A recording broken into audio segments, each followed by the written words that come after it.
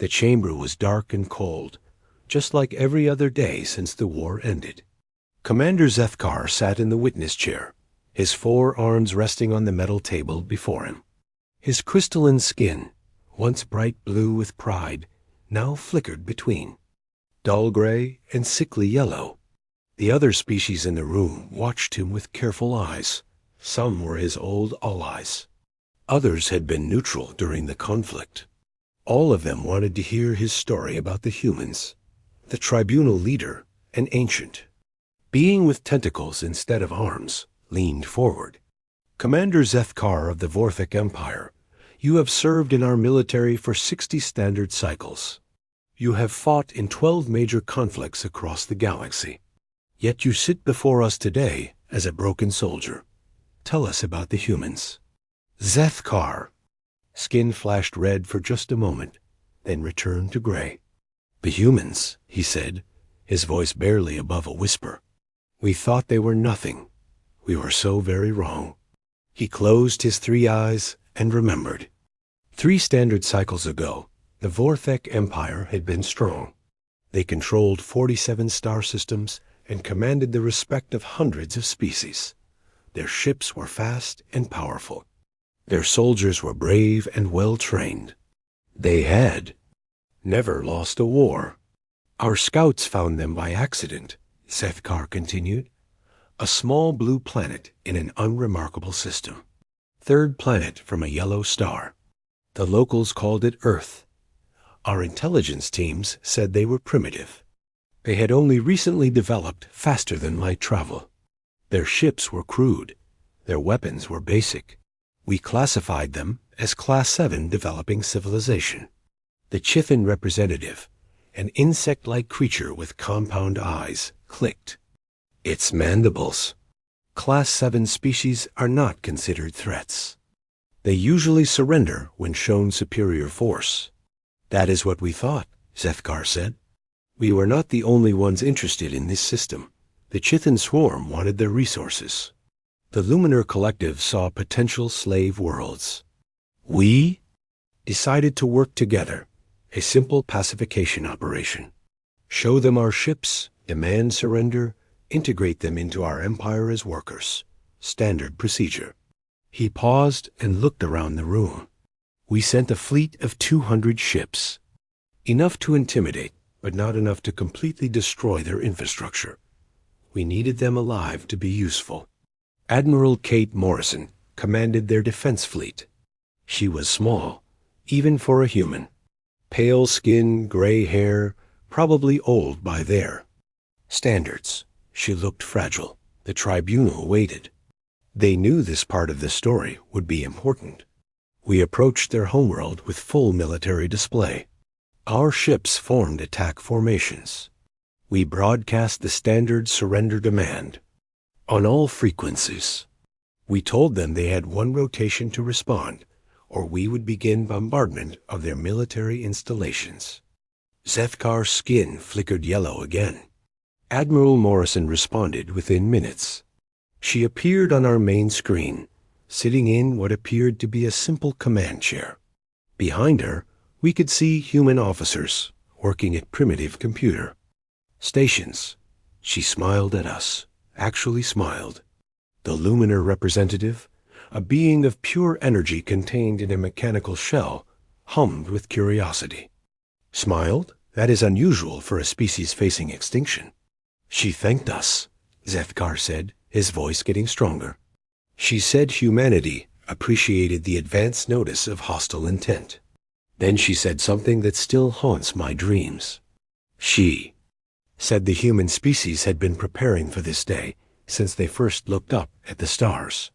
He stood up from his chair and began pacing, a nervous habit his species had developed over millions of years of evolution. Within hours of our arrival, something impossible happened. Every human civilian ship in space vanished. Not destroyed, not captured, vanished. Mining stations went dark. Colony ships disappeared from sensors. Trade vessels that had been following predictable routes for years simply were not there anymore. The tribunal members exchanged glances. This was not standard. behavior for Class 7 species. We tried to contact their outer colonies. The first system we approached was called New Boston. Captain Lisa Grant commanded the colony there. When our ships arrived, we found empty buildings and no life signs. But there were messages waiting for us. Recorded messages from Captain Grant. Zethkar stopped pacing and looked directly at the tribunal. She welcomed us to her world. She said the colonists had left gifts for us. Then she laughed. Actually laughed while telling us about the gifts. What kind of gifts? The tribunal leader asked. Death, Zethkar replied. The gifts were death wrapped in innocent packages. Children's toys filled with explosives. Emergency shelters that released poison gas when activated. Supply caches that contained biological weapons made from common bacteria. Every building, every vehicle, every piece of equipment had been turned into a trap. He sat back down, his skin now a steady dark gray. We lost 300 soldiers in the first day. Not to enemy fire, not to military resistance. To toys and medical supplies and food containers. Captain Grant had turned an entire colony into a weapon and then vanished. With her people. The Chithan representative clicked nervously. This is not normal defensive behavior. Most species try to protect their infrastructure. The humans did not care about infrastructure, Zethkar said. They cared about teaching us lessons. Every colony we approached was the same. Empty of people, but full of surprises. And always there were recorded messages from the human commanders. They were polite. They thanked us for visiting. They hoped we enjoyed our stay. He looked around the room again. The worst part was not knowing where they had gone. Billions of humans had simply disappeared. Our best tracking systems could not find them. It was as if they had knowledge of hiding places we could not imagine. What did your command decide to do? The tribunal leader asked. We decided to attack their homeworld directly. If we could not find their colonies, we would force them to defend Earth. Admiral Morrison was still there, still broadcasting from her command center. She seemed calm. Too calm for someone whose species was about to be destroyed. Zethkar. Skin began changing colors rapidly, cycling through yellow, red, and gray. The first major battle was at their industrial station near the planet they call Saturn. The humans had massive shipyards there, building new vessels. We expected them to defend it with everything they had. Did they? No, Zethkar whispered. They did something else, something we had never seen before. Admiral Morrison ordered the shipyards to launch everything they had built. Not warships, cargo containers, industrial equipment, chunks of metal and rock. All of it aimed at our fleet, and accelerated to incredible speeds. The room was silent, except for the soft humming of the environmental systems. Then her flagship, a vessel called Defiant, did something impossible. It accelerated directly at our command dreadnought. Ramming speed, suicide run. But at the last moment, escape pods launched from the ship. We thought the crew was abandoning the attack. His skin was now flashing red rapidly. The escape pods were filled with explosives. The ship itself was just a distraction. Admiral Morrison had turned her own flagship into a delivery system for 36 separate bomb attacks. Our dreadnought was destroyed. 6 other ships were damaged beyond repair. And Admiral Morrison? She survived. Her real command center was somewhere else. The ship we had been watching was a decoy. She had been commanding the battle from a location we could not find, using communication methods we did not understand. Zethkar sat back in his chair and looked at his hands. That was when we realized we were not fighting a Class 7 species. We were fighting something entirely different. Something that treated warfare like a puzzle to be solved rather than a tragedy to be endured. The tribunal waited for him to continue, but he sat in silence for a long moment. That was only the beginning, he finally said. The tribunal waited as Commander Zithkar gathered his thoughts. The crystalline alien skin had settled into a steady dark blue, the color his species showed when reliving painful memories. He looked up at the assembled representatives, his 3 eyes focusing on each of them in turn. "You must understand," he began, "we had followed the same protocols for over 200 years. Every species we encountered followed predictable patterns.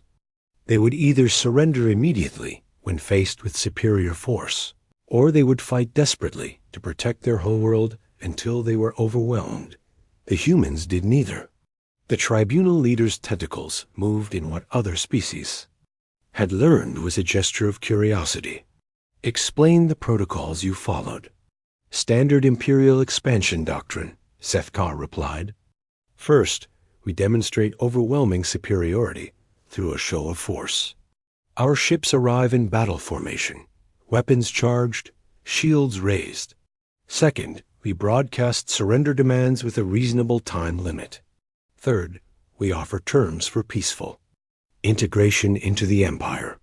If they refuse, we begin systematic destruction of military targets until they reconsider." He paused, and his skin flickered yellow. "The humans received our surrender demand at 14:27 Standard Time on the 3rd day of our arrival. Admiral Morrison responded at 14:31, 4 minutes. Most species take hours or days to consider our terms."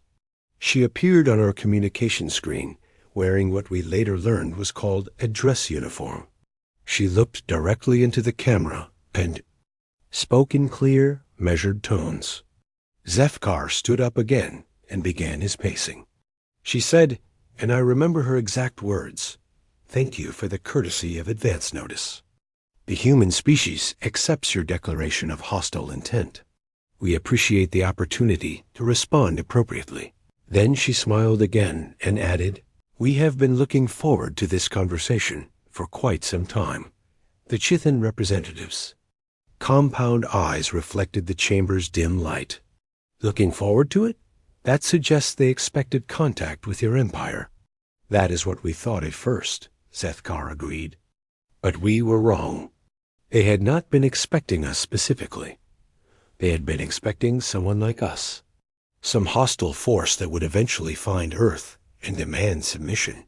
They had been preparing for that possibility since their species first developed space travel." He stopped pacing and looked directly at the tribunal. Within 6 hours of Admiral Morrison's response, every human presence outside their home system had vanished. Not evacuated, not destroyed, vanished. Our sensors showed empty space where thriving colonies had existed the day before. The Luminar representative hummed with electronic curiosity. "How many colonies were affected?" 47 major settlements across 12 star systems, Zethkar replied, plus hundreds of smaller outposts, research stations, and industrial facilities. The humans had moved approximately 2 billion civilians and all their equipment to locations unknown. Our intelligence services estimated it would take months to plan such an evacuation. They did it in hours. The tribunal members exchanged looks. Again, this was not normal behavior for any known species. "Our first mistake," Zethkar continued, "was assuming they had fled in panic. We thought they were hiding somewhere in nearby systems, probably on marginal worlds with limited resources. We sent scouting parties to search for them. Captain Lisa, Grant's former colony at New Boston, was our first target. His skin began changing colors again, cycling through yellow and gray. The colony appeared completely abandoned when our ships arrived. No life signs, no active power systems, no communication signals. But the buildings were intact, and the infrastructure was undamaged.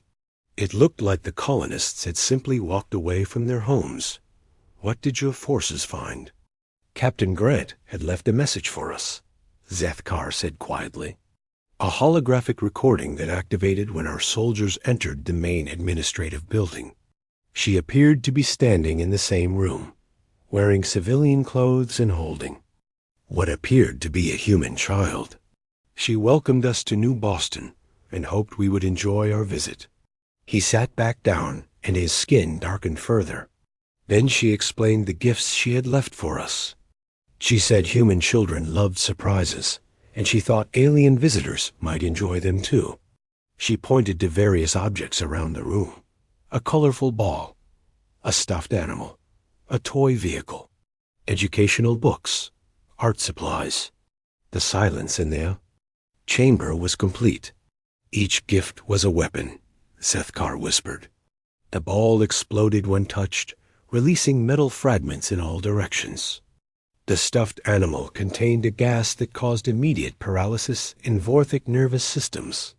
The toy vehicle was filled with a biological agent that ate through our armor. The books were coated with a substance that burned Chithan exoskeletons. The art supplies created acid when mixed together. The tribunal leader leaned forward. How many casualties? 73 soldiers in the first building alone, Sethkar replied. But that was not the worst part. The worst part was that Captain Grant had studied our species before we ever met her. She knew our biological weaknesses. She knew what would hurt us most effectively. She had prepared weapons specifically designed to kill Vorthic and Chithan soldiers. The Chithan representative clicked its mandibles nervously. How could she have known our biological specifications? First contact protocols are classified information. We asked ourselves the same question, Sethkar said. Later, we found the answer. The humans had been monitoring galactic communications for decades. They had intercepted diplomatic transmissions, military communications, even casual conversations between traders. They knew about us long before we knew about them. He stood up and resumed pacing. Every colony was the same. Empty buildings full of traps designed specifically for each member species of our alliance. Captain Grant's gifts were everywhere. Emergency shelters that released poison gas when activated. Medical supplies that caused organ failure. Food stores that contained biological weapons made from bacteria that normally lived in human digestive systems. How long did it take to clear the colonies? Weeks, Sethkar replied. And we lost soldiers every day, not to enemy fire, not to military resistance, to children's toys and household items that had been turned into weapons. Captain Grant and her people had weaponized their entire civilization and then vanished without a trace. His skin was now flashing red and yellow in rapid succession. But the gifts were not random. Each trap taught us something about human thinking. They were not trying to kill as many of us as possible. They were trying to make us afraid. Every explosion, every casualty, every clever trap was designed to make us understand that fighting humans would be different from fighting anyone else. The Luminar representative's electronic voice carried what sounded like concern. Did the psychological warfare work? Too well, Sethkar admitted. Our soldiers began to fear human artifacts more than human weapons. They would not enter buildings. They would not touch equipment. They would not even walk on paths that humans had used. The mere presence of human construction made our forces nervous. He sat back down and looked at his hands again. Meanwhile, Admiral Lorison continued her broadcasts from Earth. Every day, she would appear on our communication channels with updates about the war. She would thank us for visiting human colonies. She would express hope that we were learning interesting things about human culture. She would ask if we needed any assistance with our occupation duties. She was mocking you? No, Sethkar said slowly. That would have been easier to understand. She was being genuinely polite. She treated the war like a cultural exchange program. She seemed honestly curious about our reactions to human defensive preparations.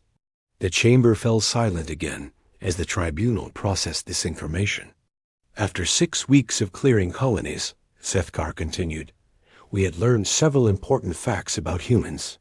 First, They had been preparing for invasion for much longer than we realized.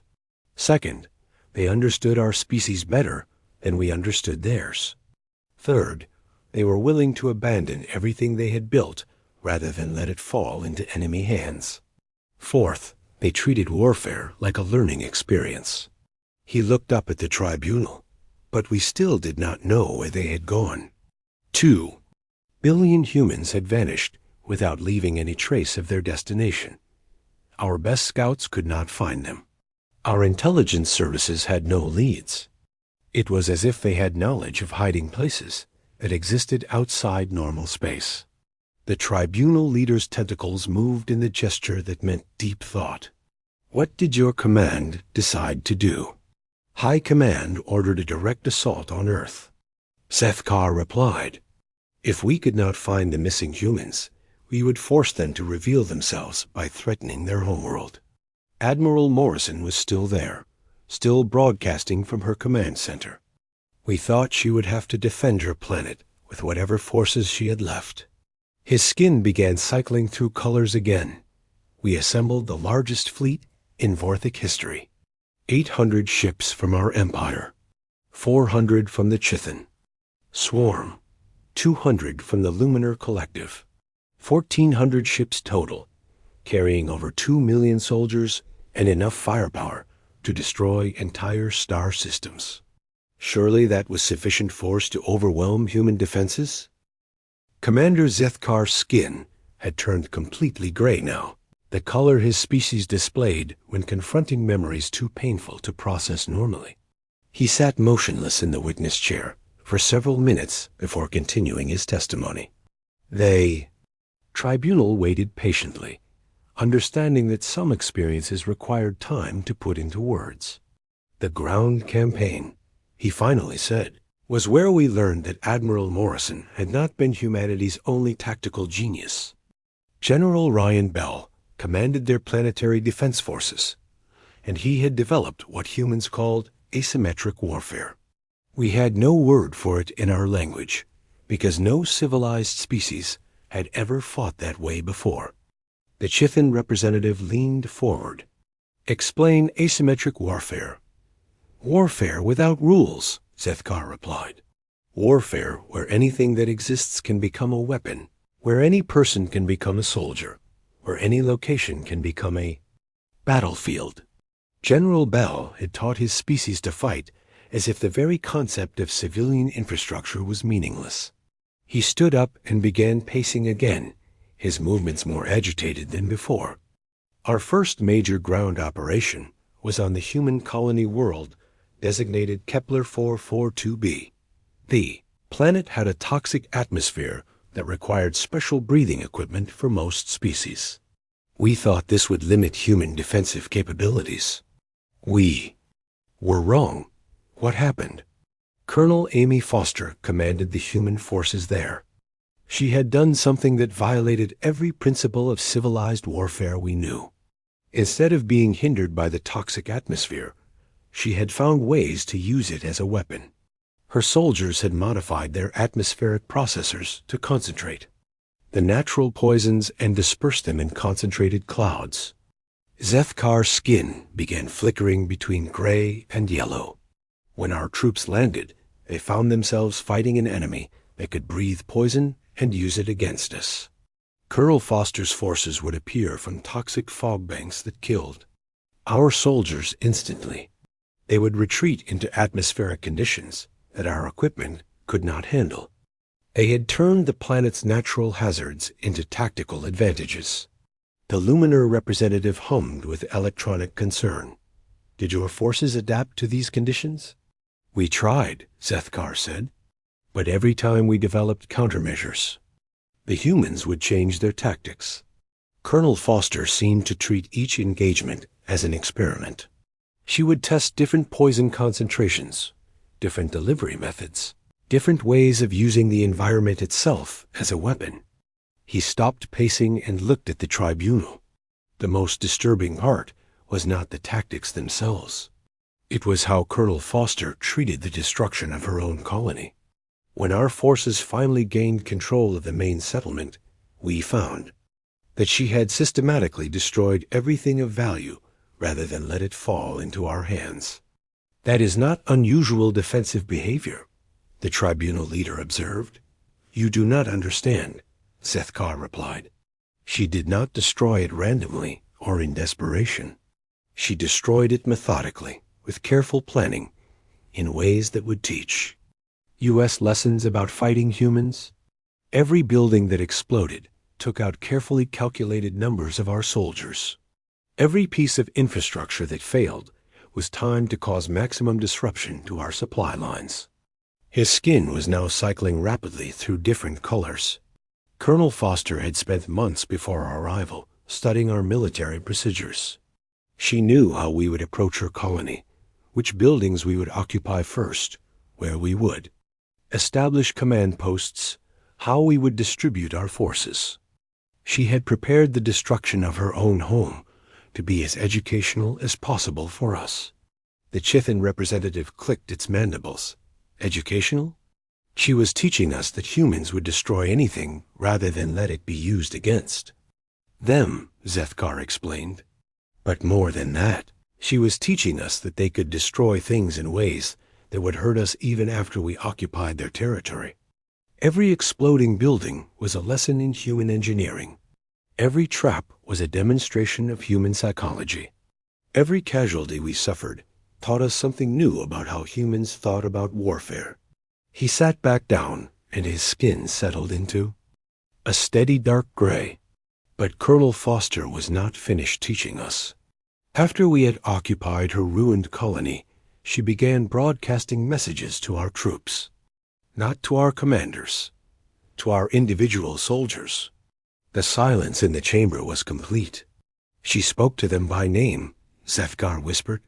Somehow, she had learned the names, ranks, and personal information of thousands of our soldiers. She would broadcast personalized messages to specific units, discussing their families, their homeworlds, their fears. How could she have obtained such information? We never found out, Sethkar replied. But she had studied more than our military tactics. She had studied our psychology, our social structures, our emotional responses. Dr. Helen White, a human xenobiologist, had apparently spent years analyzing intercepted communications from our species. His skin began flashing red and yellow again. Dr. White had identified sounds that triggered fear responses in Vorthic nervous systems, visual patterns that caused seizures in Chithan warriors, electromagnetic frequencies that disrupted luminar energy matrices. She had weaponized our own biology against us. Weaponized biology? The humans began broadcasting these frequencies during ground combat, Sethkar explained. Our soldiers would suddenly become paralyzed with terror for no apparent reason. Chithan warriors would collapse with seizures triggered by camouflage patterns on human uniforms. Luminar units would lose cohesion when exposed to specific light frequencies built into human equipment. He stood up again and resumed his agitated pacing. But the psychological warfare was not random. It was targeted and specific. Dr. White had somehow studied individual prisoners and developed fear responses specific to their personal experiences. Some soldiers would hear sounds that reminded them of childhood fears. Others would see colors that triggered memories of traumatic experiences.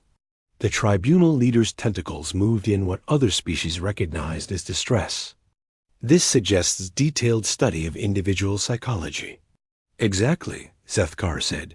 The humans were not just fighting us. They were studying us. Every battle, every engagement, every prisoner they captured taught them more about how to fight us more effectively. Captain Steve Miller's raiding parties would attack our supply lines, but their primary objective was not destruction. It was data collection. What kind of data? Everything, Sethkar replied. Our equipment specifications, our communication protocols, our command structures, our biological needs, our psychological weaknesses. Captain Miller's forces would capture one piece of equipment and somehow reverse engineer it faster than our own engineers could improve it. His skin was now flashing colors, so rapidly it was difficult to follow. We began to realize that every engagement was teaching them how to fight us better, while teaching us almost nothing about them. They would use different tactics in every battle, different weapons, different strategies. It was impossible to develop effective countermeasures because they never used the same approach twice. Did your command recognize this pattern? Too late, Sethkar said. By the time our intelligence services understood what was happening, the humans had learned everything they needed to know about our military capabilities. Meanwhile, we knew almost nothing about theirs because they kept changing their methods. He sat back down and looked at his hands again. Major Dan Rodriguez demonstrated this principle most clearly during the siege of the human city called New Angeles. We had surrounded the city with overwhelming force. Over 100,000 soldiers, full air support, enough firepower to level the entire settlement. The humans had perhaps 5,000 defenders. The outcome should have been obvious. It was obvious, Sethkar agreed, but not in the way we expected. Major Rodriguez did not try to defend the city in any conventional sense. Instead, he turned the entire city into a weapon aimed at our forces. The chamber fell silent again as the tribunal waited for him to continue. He had spent weeks before our arrival modifying the city's fusion reactors. Sethkar explained slowly. Not to power defensive systems, to create a chain reaction that would destroy the city and everything within 50 kilometers of it. When our forces entered the outer districts, he activated the sequence. He destroyed his own city. He destroyed his own city, 5,000 human defenders, and 3 of our major landing zones, Sethkar confirmed. Over 30,000 of our soldiers were killed instantly. The explosion was visible from orbit. But that was not the end of Major Rodriguez's lesson. His skin had settled into the darkest gray the tribunal had ever seen. Before the explosion, he broadcast a message to all our forces in the system. He thanked us for visiting his city. He hoped we had learned something useful about human hospitality. Then he said something that still haunts every soldier who heard it. What did he say? He said there were 47 other human cities on that planet, and each one had been prepared the same way. If we wanted to occupy them, we were welcome to try. He said the humans were curious to see how many times we would make the same mistake. The tribunal members looked at each other with expressions of growing horror. The tribunal chamber had grown colder as Commander Sethkar's testimony continued, or perhaps it only seemed that way as the assembled representatives began to understand the true scope of what they were hearing. The crystalline alien had stopped, pacing, and now sat perfectly still in his chair, his skin a uniform dark gray that seemed to absorb light rather than reflect it. The Battle of Wolf 359, he began, his voice barely above a whisper, was where we learned that Admiral Morrison had been preparing something beyond our ability to comprehend. For months, we had been fighting what we thought was a desperate defensive action by a trapped species. We were wrong. We had been fighting a carefully orchestrated, intelligence-gathering operation designed to teach humans everything they needed to know about galactic military capabilities. The tribunal leader leaned forward with interest. You mentioned earlier that your alliance had assembled the largest fleet in galactic history for the final assault on Earth. 1,400 ships, Sethkar confirmed. Representatives from 5 different species, including some who had remained neutral until that point. Over 2 million soldiers. Enough firepower to sterilize entire planets. High Command was confident that no force in the galaxy could stand against such overwhelming superiority. His skin flickered yellow for just a moment. Admiral Morrison's response to our approach was broadcast on all frequencies so that every ship in our fleet could hear it. She appeared on screen wearing what we later learned was called a dress uniform. sitting in what appeared to be a simple command chair. Behind her, we could see human officers working at their stations with calm efficiency. What did she say? She thanked us for gathering our forces in one location, Zethkar replied. She said it would make her response much more efficient.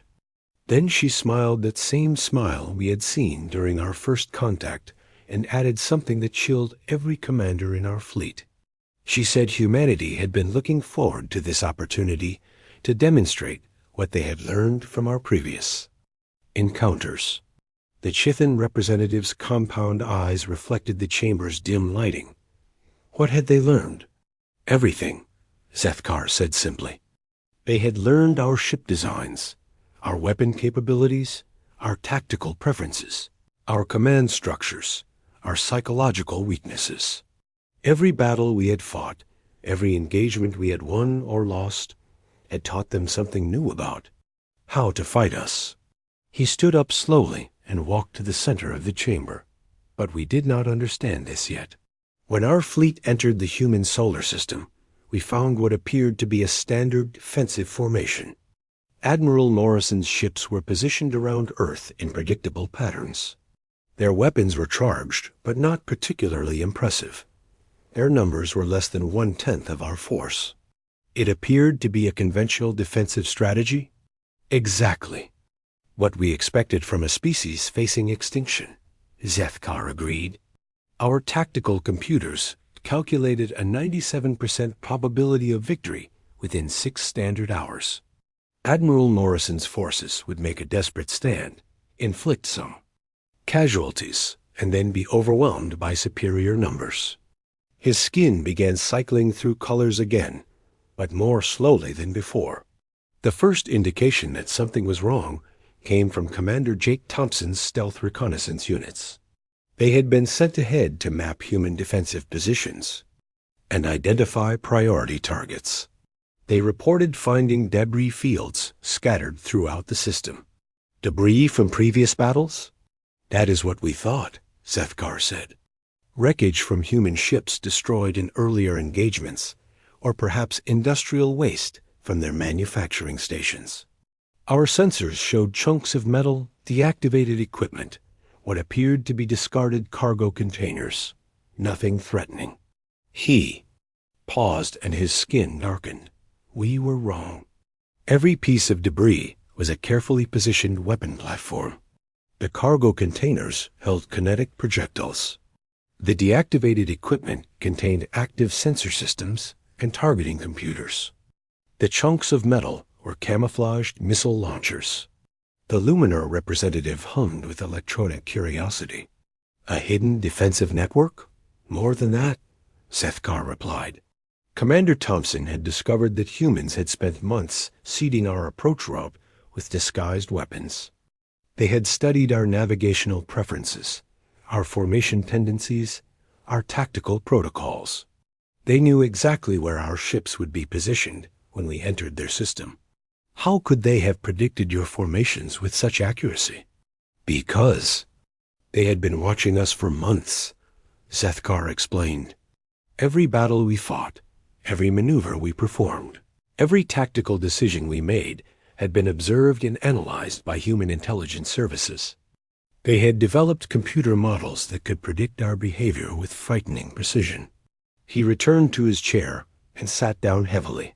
When our fleet reached optimal attack position, Admiral Morrison activated what the humans called Project Slingshot. We discovered that the entire solar system had been turned into a weapon. The silence in the chamber was absolute. Captain Maria Santos, a human engineer, had spent the previous year making subtle modifications to asteroid trajectories in the belt between the planets Mars and Jupiter. Zethkar continued. Tiny adjustments to orbital mechanics, barely detectable. Changes to gravitational relationships. Minute alterations to the natural motion of thousands of chunks of rock and ice. To what purpose? To create a cascade effect, Zethkar replied, his skin now flashing red rapidly. When Captain Santos activated her orbital calculations, thousands of asteroids, began moving in carefully planned trajectories.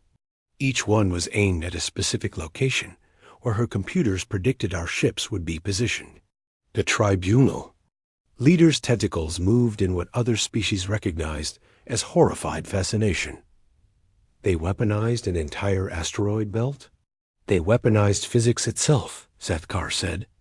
Each asteroid was accelerated to significant fractions of light speed using gravitational interactions that had been planned months in advance. The kinetic energy released by each impact was equivalent to the detonation of multiple antimatter warheads. His skin was now cycling through colors so rapidly it was difficult to track. I watched the Vorthic Third Battle Group simply cease to exist.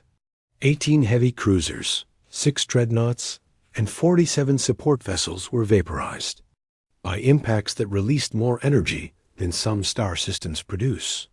There was no time to evade, no possibility of defense, no warning, except the brief sensor contacts of incoming objects traveling too fast to be intercepted. How many ships were destroyed?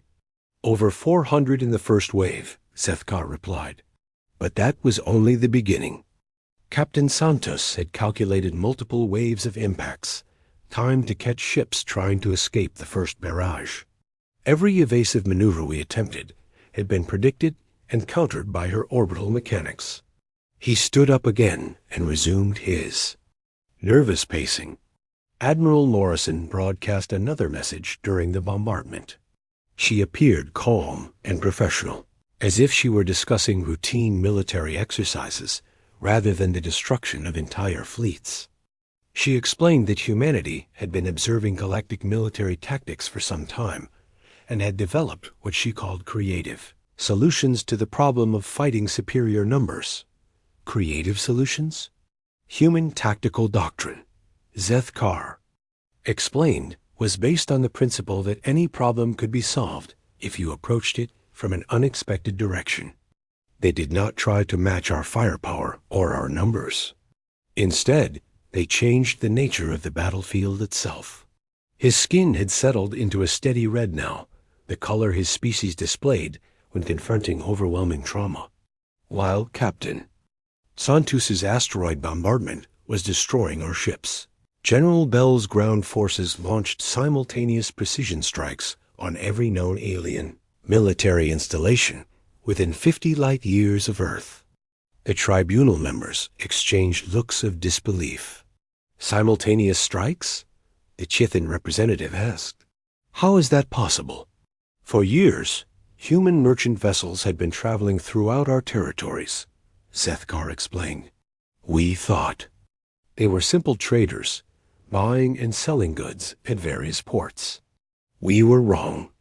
They were intelligence operatives, mapping our military installations, studying our defenses, positioning themselves for coordinated attacks. He stopped pacing and looked directly at the tribunal. Captain Nicole Green's exploration vessel Discovery had visited 43 of our major military bases over the previous 2 years. She had always arrived with proper documentation, legitimate trade agreements, and reasonable explanations for her presence. Our security services had cleared her every time. She was a spy? She was a weapons delivery system, Zethkar replied. Her ship, and dozens of others like it, had been modified to carry concealed military equipment. When Admiral Morrison gave the signal, Captain Green and her fellow agents simultaneously attacked installations across 5 star systems. His skin began flashing between red and yellow. The attacks were not random acts of sabotage. They were precisely calculated strikes designed to cripple our ability to respond to the battle at Earth. Communication centers were destroyed first, cutting off contact between our scattered forces. Then supply depots, preventing reinforcement of our fleets.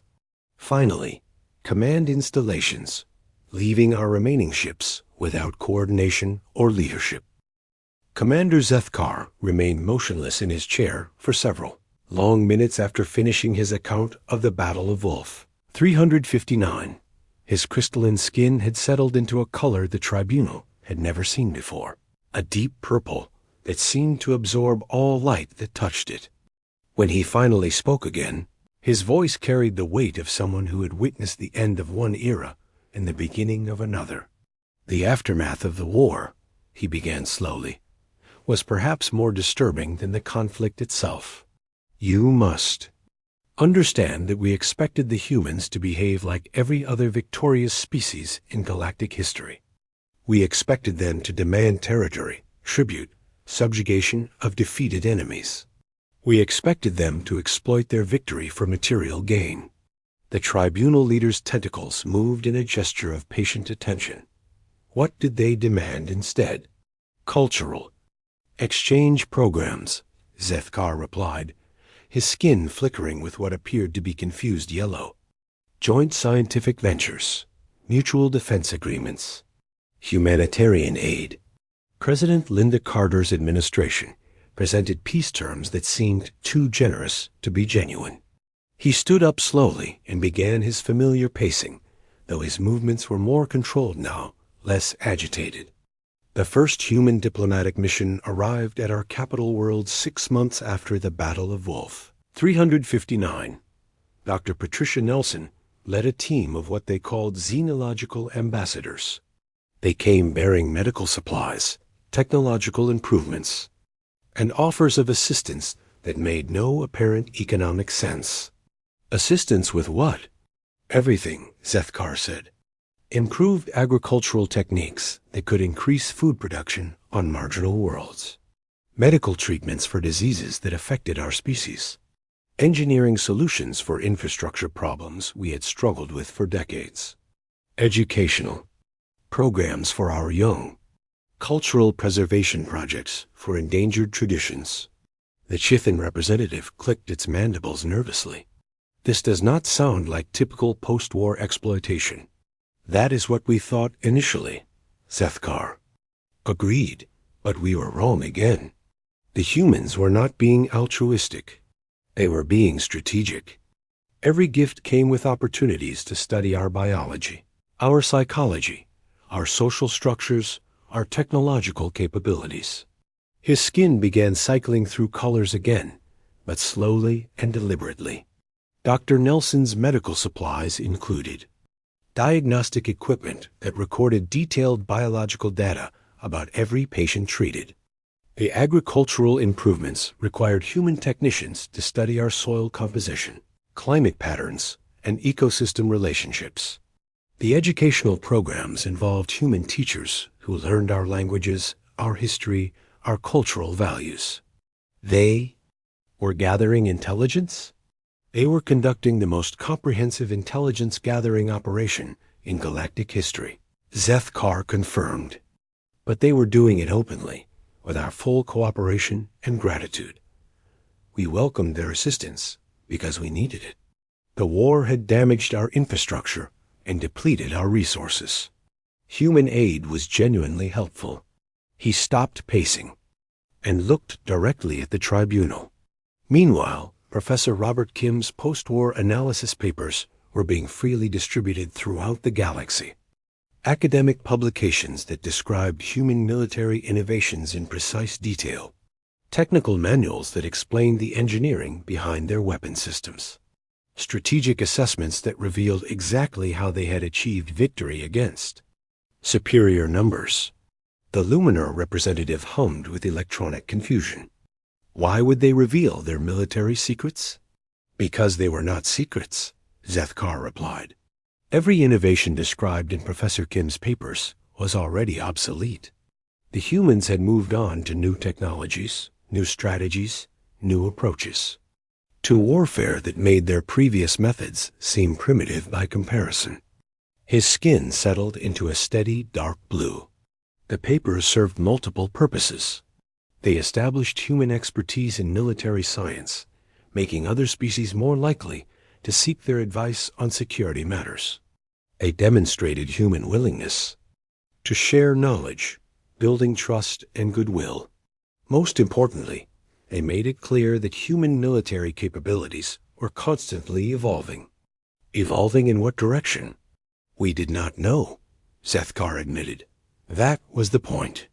The humans had revealed enough to make us understand their superiority, while concealing enough to maintain their advantage. We knew they were always developing new capabilities, but we had no idea what those capabilities might be. He resumed pacing, his movements now carrying a nervous energy that suggested barely controlled fear. General Mary Watson's address to the Galactic Council 6 months after the war made human doctrine explicit. She explained that human military planning was based on preparation for conflicts that other species could not imagine, against enemies they hoped never to meet. What did she mean by that? She meant that humanity had learned to prepare for scenarios beyond current galactic experience. Zethkar explained. They were not just ready to fight wars like the one we had experienced. They were ready to fight wars that had never been fought before, using tactics that had never been tried, against enemies whose capabilities were unknown. His skin began flashing colors rapidly again. Every human colony, every research station, every seemingly peaceful trade vessel was designed with military applications that we could not identify. They had created a civilization where the distinction between civilian and military assets was meaningless because everything could be converted to wartime use on short notice. The chamber fell silent as the tribunal absorbed this information. But the most chilling aspect of the post-war period, Zethkar continued, was how quickly other species began seeking human protection. The Kalarathi Federation requested human military advisors within a year of our defeat. The Melody Republic signed a mutual defense treaty with Earth. The Centauri Empire invited human observers to their military exercises. Why would they seek protection from the species that had just demonstrated such destructive capability? Because they understood what we had learned too late, Zethkar replied. Fighting against humanity was a losing proposition, but fighting alongside them offered unprecedented advantages. Human military advisors could identify weaknesses in any defensive system. Human intelligence services could predict enemy behavior with frightening accuracy. Human diplomatic teams could negotiate agreements that seemed to benefit everyone while secretly advancing human interests. He sat back down, and his skin returned to the deep purple color. Captain Nicole Green's exploration vessel, Discovery, resumed its peaceful mission of cataloging new worlds and establishing trade relationships within months of the war's end. But every government that welcomed her knew they were also being quietly evaluated for defensive capabilities, strategic resources, and potential threat levels. The galaxy had learned to fear human evaluation. The galaxy had learned that human evaluation was inevitable, Zethkar corrected. Whether species chose to cooperate or not, they would be studied and assessed by human intelligence services. The only choice was whether that assessment would be conducted openly through diplomatic channels or secretly through other means. His skin began flickering between purple and gray. The Galactic Council's decision to create a new classification for humanity, protected consulting species, was recognition of this reality. We needed their expertise, but we also needed assurance that they would not use their capabilities against us. Did they provide such assurance? They provided something better, Zethkar said. They provided certainty that cooperation would be more beneficial than conflict. Human advisors began serving on military planning committees across the galaxy, ostensibly to help prevent future wars. The real purpose was to ensure that every species understood the futility of challenging human interests. He stood up one final time and walked to the center of the chamber. Today, 3 standard cycles after the end of our war, the galaxy exists in a state of peace that is both genuine and artificial. Genuine because conflicts between major powers have virtually ceased. Artificial because that peace is maintained by collective understanding that humanity possesses capabilities none of us can match. The tribunal leader leaned forward with interest. Do you believe this peace will last? I believe it will last as long as humanity chooses to maintain it, Zethkar replied. They have created a situation where every species in the galaxy has more to gain from cooperation than from conflict. Trade is flourishing. Scientific collaboration is advancing knowledge at unprecedented rates. Cultural exchange is enriching all our civilizations. His skin settled into a final color, a deep silver that seemed to reflect the chamber's lighting while absorbing nothing. But we all live with the knowledge that this peace exists at humanity's discretion. They have demonstrated their ability to destroy any force that threatens them, while maintaining the option to develop even more devastating capabilities. Are you warning us about humanity? Zethkar looked around the chamber one last time, meeting the eyes of each tribunal member. I am warning you about the new reality of galactic civilization. Humanity has not conquered us through force or intimidation. They have conquered us through competence. They have made themselves so valuable as allies and so dangerous as enemies that challenging them has become unthinkable.